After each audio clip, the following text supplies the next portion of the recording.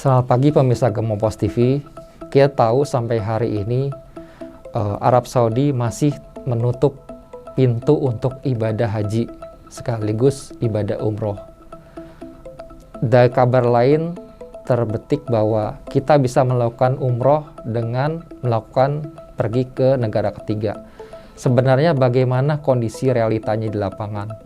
Untuk itu pagi ini kita sudah bersama dengan Andi Wirawan Sarwani, Direktur Utama My Umroh My Haji, untuk mengetahui lebih jelas bagaimana kedudukan dan kejadian sebenarnya yang ada di Arab Saudi. Assalamualaikum Pak Andi. Waalaikumsalam warahmatullahi wabarakatuh. Apa kabar nih hari ini? Baik Pak Dek, sehat selalu Pak Dek. Alhamdulillah, hirbil alamin. Tampaknya hari ini gayanya milenial sekali.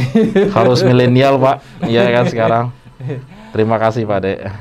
Pak Andi, terakhir kita ketemu pandemi juga, tapi sebelum PPKM level 4 nih. Betul. Masih PSBB ya kalau nggak salah. Betul Ya, Pak. Paling nggak dari sana kan ada tentang waktu perubahan dinamis lah. Betul Pak. Di bisnis umroh dan Betul. bisnis haji. Nah, mungkin bisa dipaparkan ke pemirsa Gemopos TV. Sebenarnya bisnis umroh hari ini seperti apa sih, Pak Andi, yang bisa digambarkan ke masyarakat? Iya. Makasih Pak Dek. Bismillahirrahmanirrahim. Wassalatu ala rasulillah. Asyhadu an la ilaha illallah wa asyhadu anna Muhammadar Rasulullah. Terima kasih Pak Dek. Tadi pertanyaan Pak Ade itu bagaimana bisnis umroh di sekarang-sekarang ini ya, situasi sekarang ini. Kalau menurut saya ini masih belum jelas Pak, ya masih belum jelas kabar, update, informasi dari Kerajaan Saudi, negara Saudi Arabia terhadap Indonesia. Ya, adapun lobby-lobby yang sudah kita lakukan dari pemerintah, dari Kementerian Agama, sama dari asosiasi-asosiasi travel haji dan umroh sudah kita maksimalkan. Ya, tapi qadarullahnya ya gimana ya, kita belum bisa memberangkatkan haji Pak. Musim haji tahun 1442 Hijriah ini ya. Karena dibatasi yang tahun lalu haji itu hanya 10.000 jamaah, hanya untuk local people aja, mukimin ya, dan tahun ini di 60.000 ya. Ada juga jamaah dari Indonesia untuk melakukan ibadah haji, tapi itu mungkin dari mukimin-mukimin atau enggak dari keluarga-keluarga konsulat jenderal atau enggak kedutaan Saudi Arabia untuk mengikuti ibadah itulah haji ini di musim ini, musim haji ini. Jadi untuk sekarang umroh sudah dibuka Pak sebetulnya. Selalu dibuka sebetulnya untuk umroh ini, tidak pernah ditutup, hanya untuk local people saja, orang-orang di Saudi ya, baik warga negara Saudi maupun warga negara lainnya yang bermukim di Saudi Arabia. Ya, tetapi sudah dibuka ini dari seluruh dunia. Memang ada beberapa negara yang sudah diperbolehkan. Tapi khusus untuk Indonesia masih belum dibuka, Pak. Apa tuh Pak persoalannya, Pak? Persoalannya karena terus terang karena tingkat pandemi kita ya, COVID terutama ya, COVID kita masih tinggi ya, apalagi setelah kita liburan panjang di musim Lebaran tahun ini Pak, Idul Fitri ini ya, efeknya setelah 1-2 bulan setelah Lebaran itu langsung naik dan adanya varian baru dari virus COVID-19 ini ya, terutama varian Delta Pak dari India itu cepat sekali menyebarnya.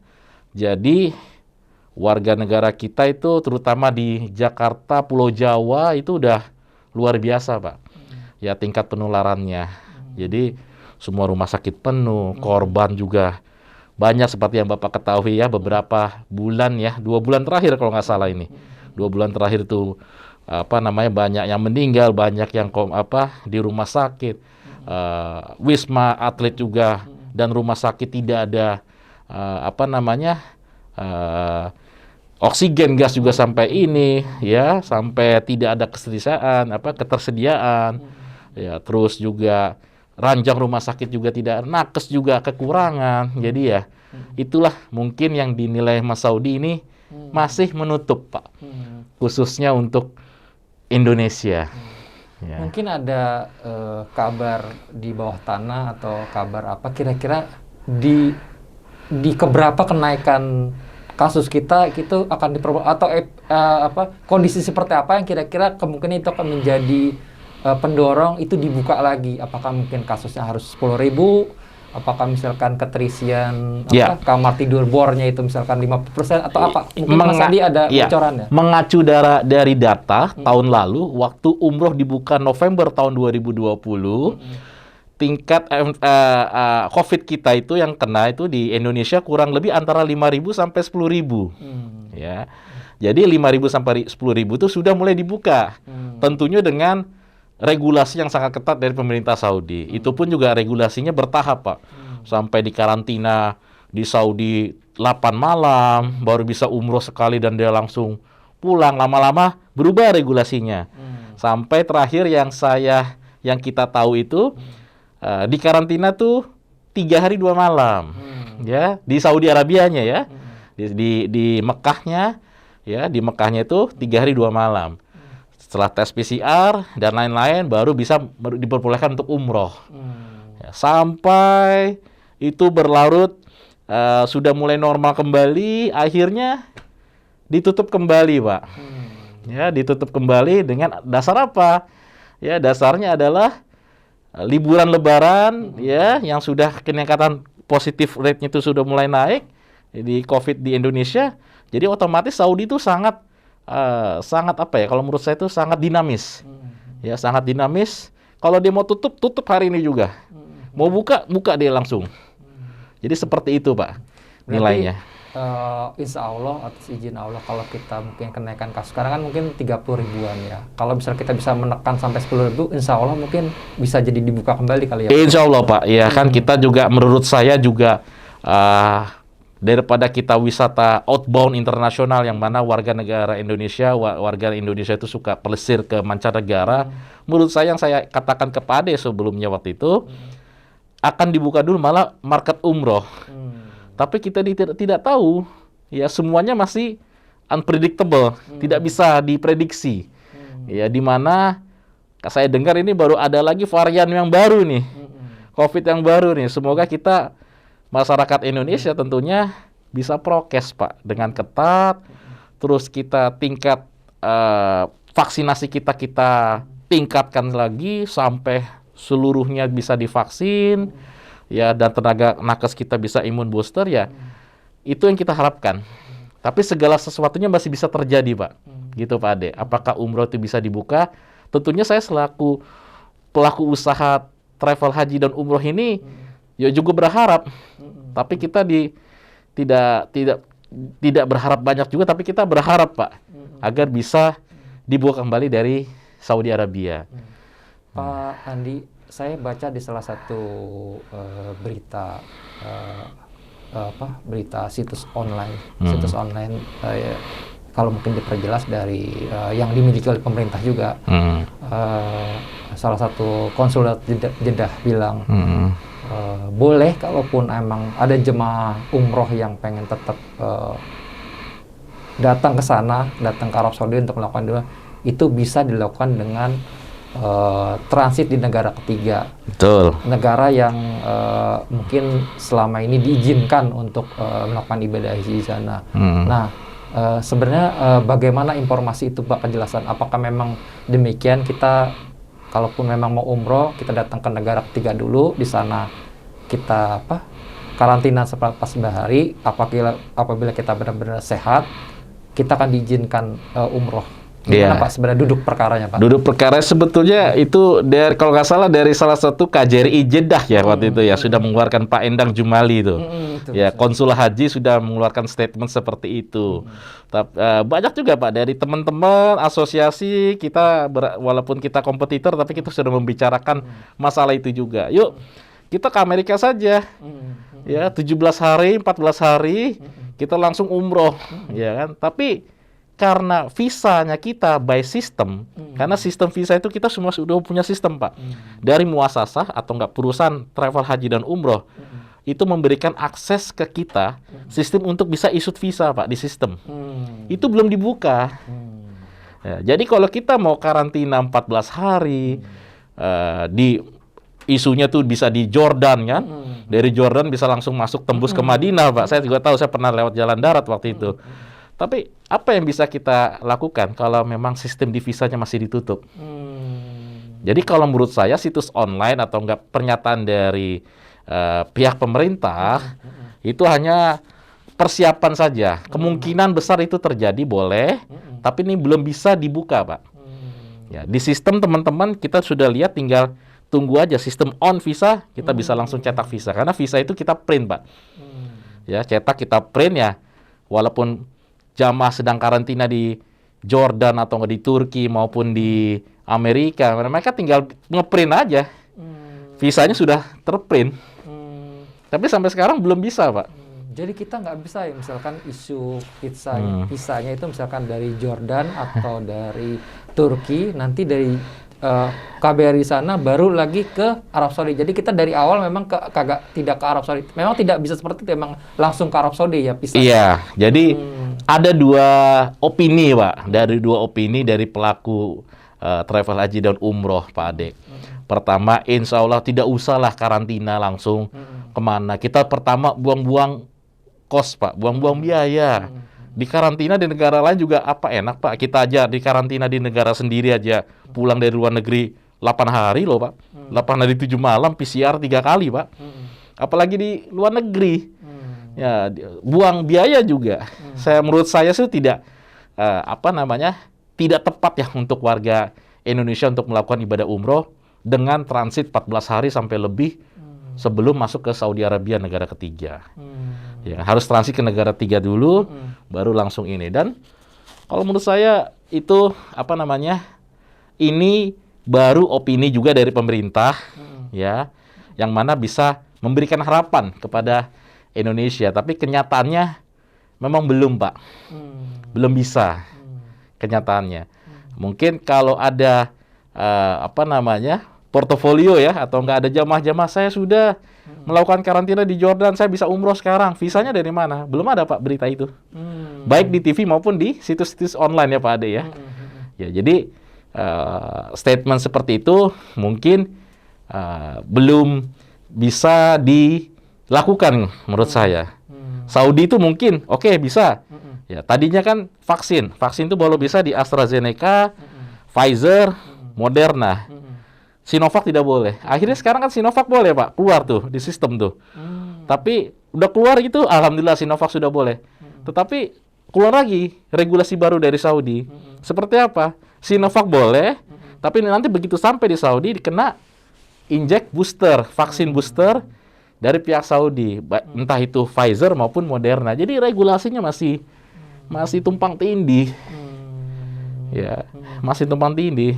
Saya yakin, Pak, animo masyarakat Indonesia itu, jamaah Indonesia itu luar biasa. Walaupun nanti umroh sudah dibuka ini, ya pasti mereka akan tetap berangkat, Pak. Yang sehat-sehat tetap berangkat. Umur 18 sampai 60 tahun. Tadinya kan 18 sampai 50 tahun, sekarang 18 sampai 60 tahun. Ada perpanjangan. Iya.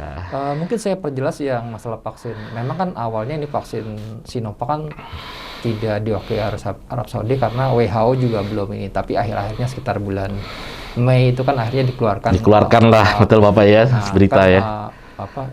Bayangan saya jadi dan memang tapi persyaratannya harus vaksin ketiga. Betul. Nah, vaksin ketiga tadi mungkin perlu diperjelas, apakah vaksin ketiga itu harus dilakukan di negara asal atau kemungkinan kalau memang nanti dibuka boleh umroh ke sana, boleh di negara tujuan. Nah, itu Pak. Itu seperti apa ya? Maksudnya kan karena kalau di negara kita ya kabar terakhir vaksin yang ketiga ini dikhususkan untuk tenaga kesehatan, dokter, perawat sama mereka yang bekerja di rumah sakit dan memang di lembaga kemasyarakatan gitu segala macam. Nah, ini gimana? Memang boleh di sana atau gimana? Dan memang di sana memang sudah ada belum penyelenggaraan vaksin ketiga untuk umroh, mungkin dari negara lain mungkin seperti itu. Gimana Pak ininya? Regulasinya memang belum keluar, Pak. Ya, dari Saudi maupun dari Indonesia. Ya, baik itu jamaah Indonesia ini mau divaksin apa seperti apanya ya. Tapi saya dapat berita juga kalau vaksin boosternya itu akan dilakukan di Saudi Arabia. Sebagai syarat untuk melakukan umroh, tentunya lewat tes PCR lagi, Pak.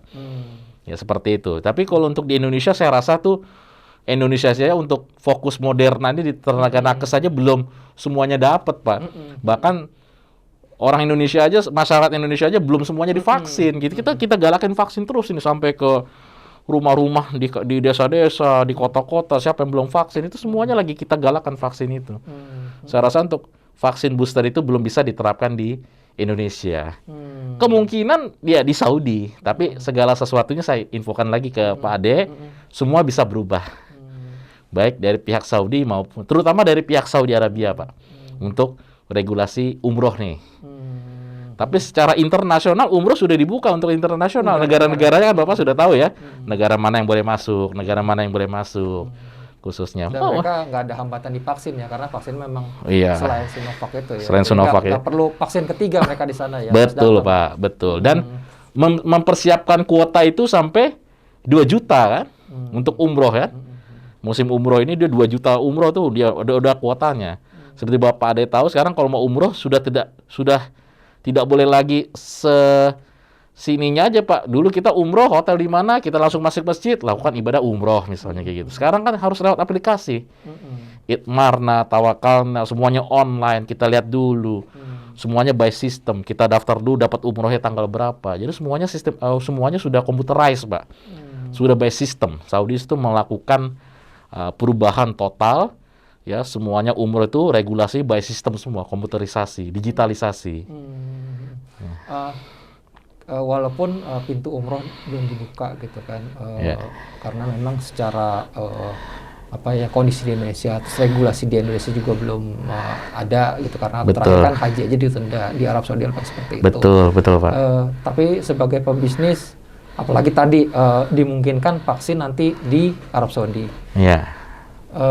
Bagi teman-teman yang sudah mungkin punya uang cukup untuk sebelum pandemi untuk berangkat umroh atau sedang mengumpulkan uang untuk umroh nanti ketika dibuka, dengan adanya kalau saya bilang sih tidak beban dengan harus vaksin ketiga di sana di Arab Saudi, kira-kira taksiran Pak Andi berapa biaya umroh ke depan gitu loh, kisarannya bisa nggak dihitung sebagai ancang-ancang yang bahwa Bapak Ibu yang sedang sekarang menabung atau yang udah punya uang tinggal dipersiapkan gitu sambil menunggu waktu dibuka. Waktu itu saya infokan kurang lebih memang biaya umroh itu kenaikannya antara 20% sampai 30% dari harga normal tahun 2019 sebelum pandemi itu datang di Indonesia. Jadi kenaikan 20 sampai 30% apa? Biaya hotel karantina ini 1 malam, tes PCR dulu. Setelah itu hasilnya negatif langsung kita issue tiket, langsung kita berangkat. Ya, itu udah langsung di situ. Belum lagi biaya karantina di sana, hotel 3 hari 2 malam, tes PCR lagi kembali. Itu ada komponen-komponen biaya yang harus kita berikan ke jamaah tentunya. Karena ini regulasi yang harus kita jalankan dari pemerintah. Yang mana pandemi ini belum berakhir, Pak Ade, ya. Tapi ekonomi harus berjalan, ya. Saudi juga ketat peraturannya, ya. Lobby-lobby sudah kita lakukan maksimal dari pemerintah. Insya Allah akan dibuka tentunya dengan regulasi-regulasi yang baru dari Saudi, yang tentunya jangan terlalu memberatkan jamaah. Kalau saya rasa itu karantina 14 hari, 17 hari itu di negara ketiga itu sangat memberatkan jamaah. Tidak ada yang mau, Pak. Walaupun ada yang mau sampai sekarang belum terbukti kan, Pak? Belum terbukti. Nah, taksiran Pak Andi kira-kira biaya umroh akan jadi berapa gitu? Kasarannya termasuk mungkin kalaupun harus vaksinasi dosis ketiga, model segala. Ada nggak udah mulai Iya. Ini segala supaya para bapak ibu jamaah sih sudah mempersiapkan mungkin bukan batas atas betul, mungkin paling tertinggi mungkin akan seginilah biayanya, atau mungkin terendah sekian, udah mulai bisa dihitung nggak kira-kira? Ya, mungkin kalau dulu yang paling terendah kita bisa biaya umroh antara 18 sampai 20 juta atau enggak 20 jutaan. Ya, mungkin kita naik antara 23 sampai 24, ya. Terus yang hotel bintang 3, bintang 4, ya. Tapi kalau yang hotel bintang 5 sama bintang 5 internasional semuanya yang tadinya antara 27 juta, 25 juta, 26 juta akan naik jadi 29 juta, 30 juta. Apakah itu sudah memperhitungkan mungkin biaya vaksin segala macam dan akan membengkak menjadi berapa? Sudah lengkap. Karena vaksin itu, yang vaksin booster itu akan disubsidi oleh pemerintah Saudi itu. Tidak berbayar. yang berbayar itu adalah tax 15% kan?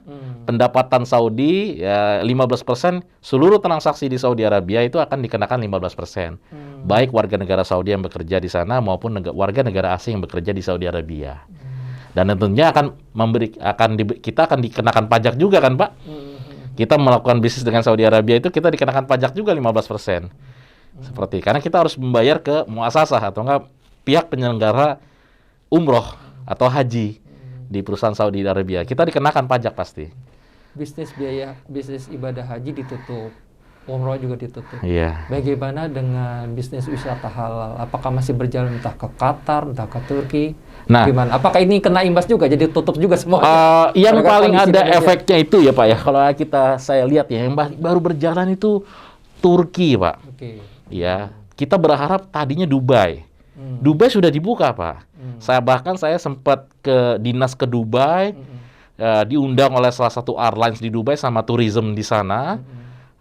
Kita lihat di sana, mereka sangat ketat sekali. November tahun 2020, saya masih ingat itu.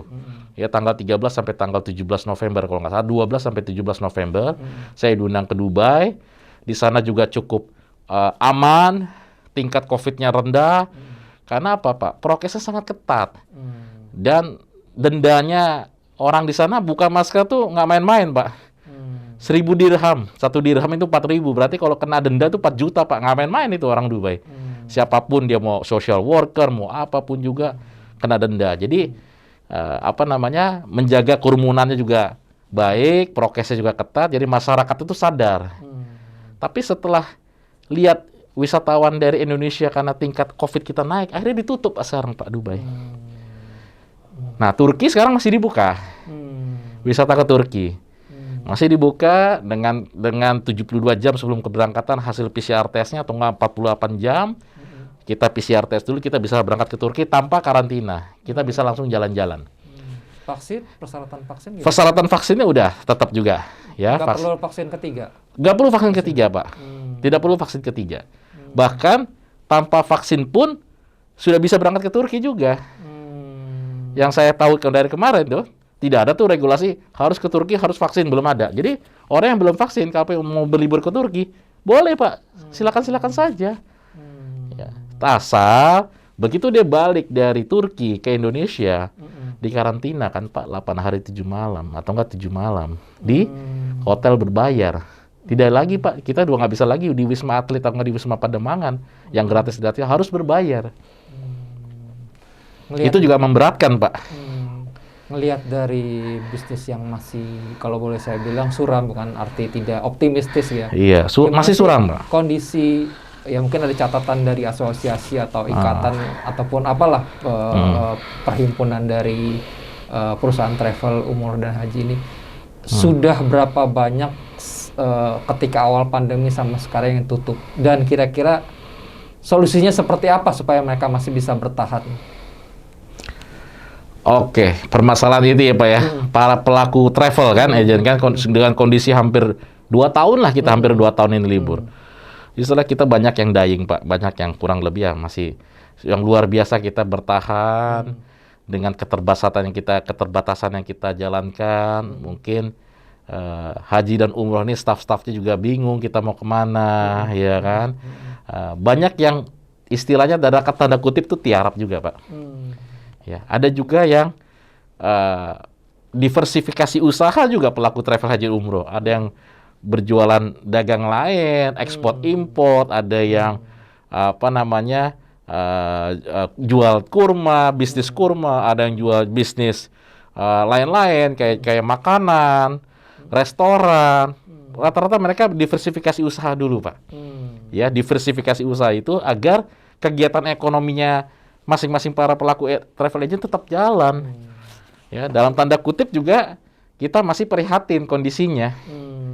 Ya, tidak hanya berlaku untuk pelaku travel haji dan umroh, tapi seluruh travel agent di dunia, Pak.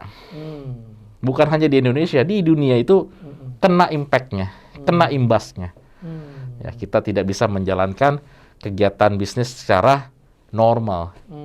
Ya kan? Ya mungkin kita harus bisa melakukan menghadapi ini gitu kan. Tetap harus optimis, tapi optimis harus didukung oleh realistis. Benar ya Pak ya, Pak ya? Kondisi kita, realita kita ya luar biasa ini. Terus kalau saya tanya ke Pak Ade mau nggak saya bayarkan misalkan liburan ke Korea, ke Jepang, saya bayarin deh. Gitu jalan-jalan. Yuk di sana atau enggak? COVID-nya lagi tinggi. Ke Malaysia lah Pak, Bapak jalan-jalan Pak, saya bayarin. Pak Ade mau nggak? Belum tentu mau Pak. Mendingan saya di sini aja lah, saya jaga kesehatan. Ya seperti itu Pak Ade.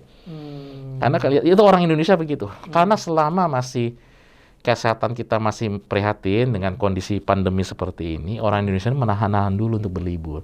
Tapi bukan berarti orang Indonesia itu menahan liburan. Kalau ada waktu sedikit, mereka berlibur kok ke Bandung, mereka berlibur kok ke Puncak, mereka berlibur ke hotel-hotel domestik sini, mereka bahkan berlibur ke Bali juga gitu. Yang kita bisa harapkan itu hanya wisata domestik sementara ini. Tapi tidak semua orang-orang Indonesia itu berwisata domestik.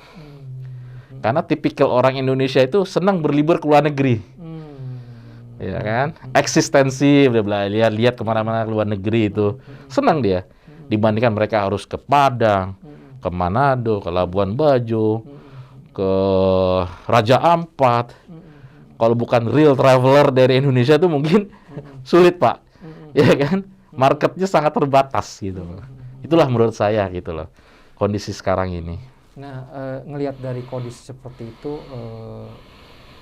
Pak Andi beserta teman-teman kira-kira butuh dukungan dari pemerintah, entah regulasi, entah mungkin insentif.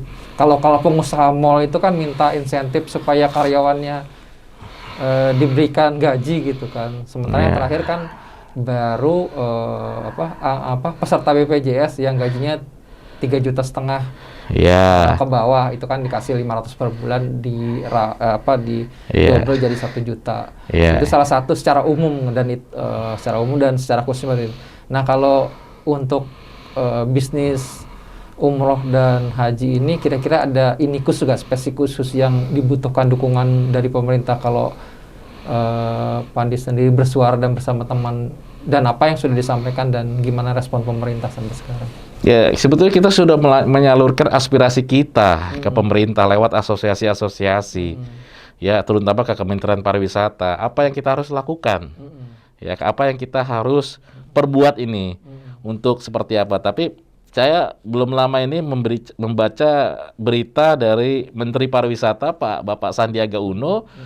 Katanya akan memberikan insentif 2,1 triliun ya, apa 2,4 triliun kalau nggak salah tuh, kepada pelaku pariwisata. Tapi pelaku pariwisata itu kan banyak Pak elemennya, ada hotel, ada travel haji dan umroh, ada travel juga dan lain-lain. Itu sampai sekarang saya belum mendapatkan informasi lebih lanjut nih Pak. Dari pihak travel saya itu belum ada petugas dari pemerintah itu memberikan informasi ke travel kita, perusahaan travel kita kalau memang ada subsidi. Nah, belum ada Pak, implementasinya saya belum terima gitu. Actionnya belum ada, itu baru sebatas announcement dari Pak Menteri. Tapi kriterianya seperti apa saya belum tahu. Ya, persyaratannya seperti apa saya belum tahu gitu. Biasanya kan kita akan, oke, Anda pelaku travel, silakan mengisi formulir ini untuk mendapatkan subsidi dari pemerintah. Itu belum ada, kita belum terima sama sekali. Terakhir Pak Andi, melihat dari kondisi kondisi travel umroh dan haji seperti demikian, gitu kan. Terus kira-kira sedikit aja Pak Andi aktivitasnya seperti apa gitu, dan nyari dapurnya gimana tuh? Betul Pak. Ya. Sebelum kita nanti di sesi berikutnya kita sesi bisa berikutnya lebih dalam apa aja aktivitasnya tuh? Mungkin aktivitas. Kalau di travel saya, karena kita di travel kita ini karena kita basic bisnisnya mendapatkan dari korporasi, baik dari pemerintah maupun dari pihak swasta, memang masih ada bisnis Pak. Tapi tingkat penurunan bisnis kita tuh sampai 70%. Bapak bayangkan kalau 100% kita berapa, ini tingkat penurunannya 70%. Luar biasa Pak. Ya, yang pasti ada pengurangan pegawai, ya, ada dirumahkan dulu kalau memang sudah aktif nanti kita bisa panggil kembali, itu 70%. Bahkan di haji ini pun juga masih ada Pak yang daftar haji khusus di kita, haji khusus pemerintah yang antriannya 5-7 tahun, yang depositnya $5.000 ke kita atau enggak $5.000 ke kita, depositnya itu ada. Ya ada yang ini masih ada yang mau daftar haji. Cuman apa namanya? Tingkat tamu kita itu yang mendaftar ya sedikit sekali Pak, karena memang ya, Pak, kita kan berharap dari umroh sama haji ya Pak ya, karena tidak berjalan ini bagaimana lagi. Tapi memang masih ada, tapi sedikit sekali Pak. Jadi kalau kita lihat ini prihatin, intinya saya katakan semua pelaku travel agent ini prihatin dengan kondisi seperti ini. Ya kan? Terima kasih Pak Andi atas kesempatannya perbincangannya untuk kali ini. Sama-sama Pak Ade. Kita bisa lebih tahu nih update terbarunya seperti apa. Iya. Dan informasinya bisa lengkap dari berbagai sisi.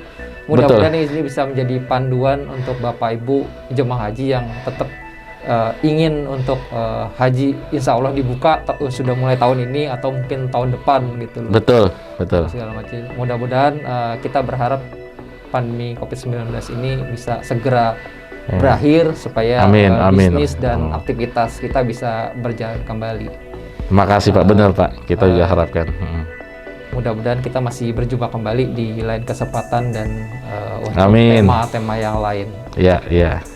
Pemirsa Gemopos TV, demikianlah perbincangan saya dengan Andi Wirawan Sarwani, Direktur Utama My Umroh dan My Haji. Sampai jumpa di perbincangan selanjutnya. Selamat malam, salam.